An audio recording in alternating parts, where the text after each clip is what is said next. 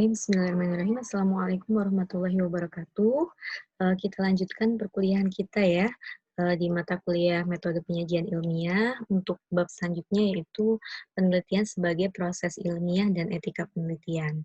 Kita sudah belajar mengenai apa itu karya ilmiah, kemudian, menentukan ide seperti apa, didukung dengan, literatur review, dan sekarang kita harus, memahami kira-kira apa saja sih, etika yang harus kita, penuhi pada saat kita melakukan kegiatan-kegiatan ilmiah.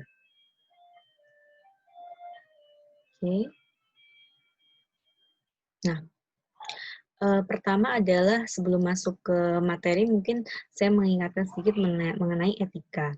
Jadi yang namanya etika itu adalah aturan ya, aturan yang harus kita, patuhi. Etika ini, ada di setiap kita melakukan, suatu kegiatan. Bahkan, agama kita pun mengajari ketika masuk kamar mandi pun ada etikanya, seperti itu ya. Nah, begitu halnya dengan melakukan kegiatan, ilmiah. Nah, kegiatan ilmiah sebagaimana yang sudah kita pelajari, diawali dari hasrat ingin tahu, kemudian mencari apa saja masalah-masalah yang ada di sekitar kita, yang bisa kita cari jawaban atau pemecahannya melalui penelitian yang akan kita lakukan. Kemudian kita mencari sumber-sumber untuk memperoleh pengetahuan yang benar mengenai masalah tersebut. Sehingga hal yang akan kita utarakan atau akan kita tulis atau akan kita sampaikan adalah hal yang dapat diterima akal, kemudian berdasarkan fakta empirik, dan yang terpenting juga adalah mengikuti kaidah-kaidah ilmiah. Nah, pengetahuan yang dilakukan atau diperoleh dengan benar, dengan cara yang benar atau epistemologis, dinamakan ilmu pengetahuan. Jadi suatu ilmu pengetahuan, runtutan awalnya juga seperti itu, menemukan masalah dulu, kemudian mencari berbagai macam literatur, kemudian, menyusun tulisan, mengikuti kaidah-kaidah ilmiah, kemudian mempublish-nya atau menyebarkannya atau menyampaikannya. Kemudian, muncullah apa yang kita sebut sebagai ilmu pengetahuan.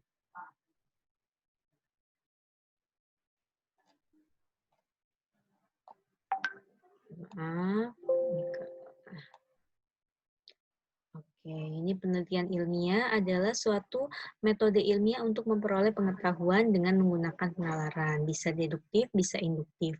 Deduktif itu berarti kalau kita belajar susunan paragraf ya, deduktif itu kalimat utamanya ada di depan gitu ya. Kemudian induktif kalimat utamanya ada di belakang. Begitu juga dengan penelitian ilmiah. Nah, manfaatnya penelitian ini bagi ilmu pengetahuan tentu saja pengembangan pengetahuan dan teknologi. Dengan adanya penelitian secara terus-menerus oleh berbagai macam ilmuwan, kemudian ditulis di berbagai macam jurnal yang berkala setiap tahun, setiap waktu selalu update, maka itu sangat mendukung pengembangan pengetahuan dan teknologi. Kemudian muncullah perencanaan pembangunan. Kemudian yang terpenting adalah masalah-masalah yang dihadapi dalam kehidupan manusia secara secara tidak langsung maupun secara langsung akan menemui pemecahannya, maksudnya solusinya, dengan adanya penelitian-penelitian yang dilakukan oleh para ilmuwan. Prosesnya tadi sudah diceritakan di awal, hasrat ingin tahu, kemudian dikaji secara teoritis, kemudian dirancanglah metode pengumpulan data untuk menguji sebuah hipotesis, kemudian disusun dengan atau menjadi sebuah tulisan ilmiah. Nah, tadi ya, dalam melakukan suatu kita harus mematuhi etika. Pun ketika kita melakukan penelitian, itu ada etikanya, ada aturannya yang harus kita patuhi. Seperti itu. Etika ini mencakup norma untuk berperilaku selama kita melakukan kegiatan ilmiah. Apa yang seharusnya kita lakukan dan apa yang seharusnya tidak kita lakukan. Di antara etika-etika tersebut adalah yang pertama, kejujuran. Ya, jadi ketika kita merancang sebuah kegiatan ilmiah, penelitian, penulisan, terus kemudian publikasi itu hal yang berharga adalah kejujuran. Kejujuran dalam apa? Semua hal, semua rangkaian kegiatan itu. Baik itu mencari bahan pustaka, pengumpulan data, metode, prosedur, sampai publikasi hasil. Jadi jujur ketika ada hasil yang baik dan jujur jujur juga ketika ada kekurangan yang memang dilakukan pada saat penelitian itu gitu. Misalnya lupa memasukkan prosedur apa atau hasilnya kurang baik itu harus peneliti tetap sampaikan gitu ya. Kemudian dibahas kenapa bisa seperti itu dan menyebabkan apa gitu ya. Sehingga kejujuran ini benar-benar sangat dibutuhkan untuk bagi seorang peneliti ketika melakukan penelitian. Selanjutnya adalah objektivitas. Nah, objektivitas ini untuk meminimalisasi kesalahan atau bias dalam rancangan percobaan, analisis, dan interpretasi data, penilaian ahli atau rekan peneliti, keputusan pribadi, pengaruh pemberi dana atau sponsor. Maksudnya di sini adalah objektivitas, ya apa yang dikerjakan atau apa yang diteliti, hasilnya seperti apa, berdasarkan pustaka seperti apa, itu yang disampaikan ya, tadi seperti poin jujur dan tanpa adanya pengaruh dari pihak manapun. Walaupun misalnya yang diteliti ada sebuah proyek misalnya, yang ada di sana ada pemberi dana begitu ya, pemberi dana yang menginginkan hasil dari penelitian itu tentu saja mendukung gitu ya, mendukung dari pemberi dana tersebut, tapi ternyata hasilnya kurang mendukung, maka tetap harus disampaikan apa adanya. Jadi objektif, tidak terpengaruh oleh pihak manapun. Selanjutnya adalah integritas atau apa namanya, integritas itu tepat ya, tepat janji, kemudian melakukannya juga dengan tulus, selalu menjaga konsistensi pikiran dan perbuatan gitu. Sehingga kedisiplinan juga penting ya dalam melakukan penelitian. Membuat perencanaan, kemudian tepat atau sesuai yang dilakukan dengan perencanaan itu, tidak malas-malasan begitu ya. Kemudian tekun dan sebagainya itu masuk dalam poin integritas. Selanjutnya adalah ketelitian. Walaupun memang ada sebagian orang yang misalnya mempunyai kelemahan tidak teliti, tapi ketika melakukan penelitian atau apa namanya melakukan kegiatan ilmiah, maka tetap mengusahakan seteliti mungkin. Banyak hal yang bisa dilakukan di sini ya. Jadi hindari kesalahan karena ketidakpedulian.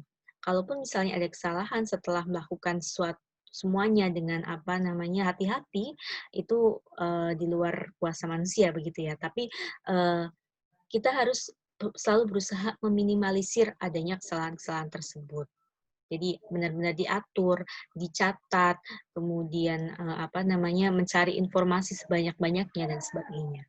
Ya, teliti. Bagi yang mungkin punya kelemahan tidak teliti, mulai dari sekarang diasah atau dilatih gitu ya ketelitiannya.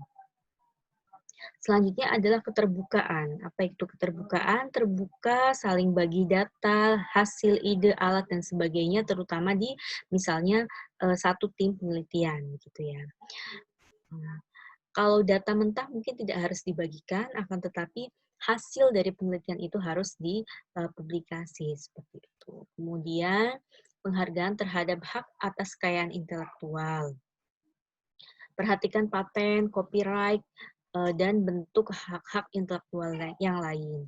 Contohnya misalnya mengambil pustaka, disertakan sitasinya, kemudian apa namanya disertakan juga daftar pustakanya, ngambil dari mana dan sebagainya. Jangan menggunakan data, metode, atau hasil yang belum dipublikasi. Misalnya satu tim penelitian. Nah, teman satunya ini sudah selesai, metodenya sudah dilakukan, tapi belum mempublikasikan hasil penelitiannya, metodenya. Maka kita tidak berhak untuk mempublikasikannya, kecuali sudah dipublikasikan. Kemudian jangan lupa tulis narasumber semua yang memberikan kontribusi pada riset, misalnya itu proyek, dan sebagainya. Dan yang terpenting adalah jangan pernah melakukan plagiasi. Selanjutnya penghargaan terhadap kerahasiaan atau responden. Ini kalau penelitiannya, kegiatan ilmiahnya terkait dengan data pribadi, kesehatan, catatan kriminal, atau data-data lain yang terkait dengan responden yang si responden ini menginginkan untuk tidak disebar atau bersifat rahasia. Maka peneliti juga harus menjaga kerahasiaan data tersebut. Jadi hanya menampilkan atau menuliskan atau menyebarkan sesuatu yang sudah diolah secara global tanpa menyebutkan identitas, gitu ya. Selanjutnya, publikasi yang terpercaya. Hindari mempublikasikan penelitian yang sama berulang-ulang ke berbagai media. Jadi, misalnya satu penelitian, maksimal misalnya 2 atau 3 saja jurnal dan seminar begitu ya, tidak terlalu banyak, tapi datanya itu-itu saja begitu ya. Kemudian pembinaan yang konstruktif. Maksudnya adalah ketika kita berada di laboratorium misalnya, ada peneliti yang baru, ada peneliti yang lama gitu ya, maka kita harus memberikan pembinaan yang konstruktif terhadap yang peneliti-peneliti yang muda begitu. Diberi masukan, diberi arahan, sehingga penelitian yang mereka lakukan ini lebih berkualitas begitu. Selanjutnya penghargaan terhadap kolega atau rekan kerja. Nah, ini biasanya ketika misalnya kita satu tim ya, di penelitian itu tim, maka kita harus menghargai rekan kerja kita. Ataupun tidak hanya di tim itu, misalnya dengan laboran, ataupun orang lain yang berkontribusi terhadap penelitian kita, itu harus dihargai. Contohnya misalnya ketika kita menentukan first author atau misalnya kita akan mempublikasikan penelitian kita, hasil penelitian kita dalam sebuah jurnal. Maka yang menjadi penulis utama atau first author adalah orang yang paling berkontribusi dalam penelitian tersebut. Begitu. Walaupun misalnya yang punya ide adalah kita misalnya, tapi yang paling berkontribusi misalnya si A, maka kita harus mempersilahkan si A untuk menjadi first author. Selanjutnya adalah tanggung jawab sosial. Nah, upayakan penelitian yang dilakukan berguna ya, bermanfaat. Jadi jangan meneliti suatu hal yang kira-kira tidak bermanfaat untuk masyarakat. Jadi berguna untuk mengatasi atau menjadikan solusi pada berbagai permasalahan di masyarakat, meningkatkan taraf hidup maupun memudahkan kehidupan dan meringankan beban hidup masyarakat. Selanjutnya, tidak melakukan diskriminasi. Jadi dalam penulisan maupun dalam pelaksanaan penelitian, maka tidak ada pembedaan berdasarkan jenis kelamin, ras, suku, dan faktor-faktor yang lain. Semuanya adalah kolega yang satu sama dengan kita gitu ya, mempunyai kedudukan yang sama sebagai peneliti sehingga semuanya harus dihargai. Kemudian selanjutnya adalah kompetensi. Kompetensi ini terkait dengan kemampuan dan keahlian peneliti gitu. Jadi ketika penelitian berlangsung, jangan berhenti untuk terus belajar, membaca, menggali terus kompetensi kita gitu ya, sehingga yang kita hasilkan selalu lebih baik gitu ya dari sebelumnya. Selanjutnya adalah legalitas.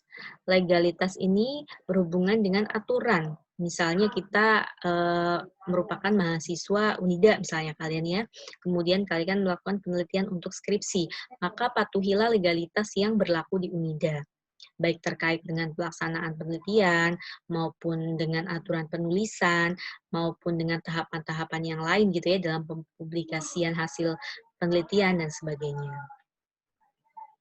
Kemudian rancang pengujian dengan hewan ketika penelitian itu harus dilakukan dengan hewan percobaan, maka harus benar-benar dirancang.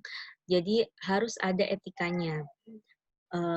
Tidak menggunakan sembarangan hewan percobaan sebanyak-banyaknya, misalnya seperti itu. Tapi benar-benar harus dilakukan, butuhnya berapa, seminim mungkin, usahakan tidak ada hal-hal yang menyiksa begitu. Terus kemudian ada biasanya ethical clearing ya, yang harus diurus saat kita meneliti yang berhubungan dengan hewan percobaan. Selanjutnya adalah mengutamakan keselamatan manusia. Seberapa pentingnya pun gitu ya, seberapa pentingnya pun penelitian kita, data yang harus kita peroleh, akan tetapi keselamatan manusia menjadi nomor satu ya, sehingga harus diutamakan. Untuk yang berhubungan dengan manusia juga biasanya ada izin khusus ya untuk melaksanakan penelitian, jadi tidak sembarangan. Bahkan untuk menyuntik pun ketika kita hubungannya dengan darah, mengambil darah dan sebagainya itu tidak bisa kita lakukan sembarangan oleh kita. Akan tetapi ada petugas khusus dan ada izin khusus yang harus kita urus, begitu. Itu tadi ya beberapa etika penelitian yang harus kita patuhi setiap poin-poinnya. Benar-benar harus kita pegang selama penelitian itu berlangsung atau tidak hanya selama penelitian itu berlangsung saya kira ya, tapi memang seumur hidup kita ketika kita memposisikan diri sebagai seorang ilmuwan. Di tahapan penelitian saya rasa sudah pernah sudah pernah disampaikan dari mulai eee, mengidentifikasi masalah, merumuskan tujuan, hipotesis, kerangka dasar penelitian, penarikan sampel, pengumpulan data, interpretasi, dan kesimpulan. Ini mengidentifikasi masalah, saya rasa untuk materi ini sudah ya, tujuan, hipotesis, oke. Jadi, yang intinya yang mau saya sampaikan adalah beberapa poin tadi yang merupakan, etika dari penelitian gitu ya. Jadi memang, kegiatan penelitian ini tidak, sembarangan kita lakukan ya, akan tetapi benar-benar harus direncanakan sebelumnya, dalam setiap perjalanan itu benar-benar diperhatikan etikanya begitu, sehingga menghasilkan karya yang, betul-betul, berkualitas gitu ya, dan tidak, tidak, merugikan pihak-pihak tertentu begitu ya, sehingga, memang kita bisa disebut benar-benar sebagai seorang, ilmuwan gitu. Saya harap nanti benar-benar dipegang ya beberapa poin tadi ketika kalian melakukan, penelitian. Begitu ya, saya rasa itu saja materi hari ini, singkat gitu ya, akan tetapi memang perlu, pemahaman gitu ya, pemahaman dari kita semua. Insya Allah materi kita tinggal satu kali lagi membuat abstrak, setelah itu, mungkin nanti ada tugas untuk, poin penilaian tugas, seperti itu ya. Eee, saya akhiri, kurang lebihnya mohon maaf. Wassalamualaikum warahmatullahi wabarakatuh.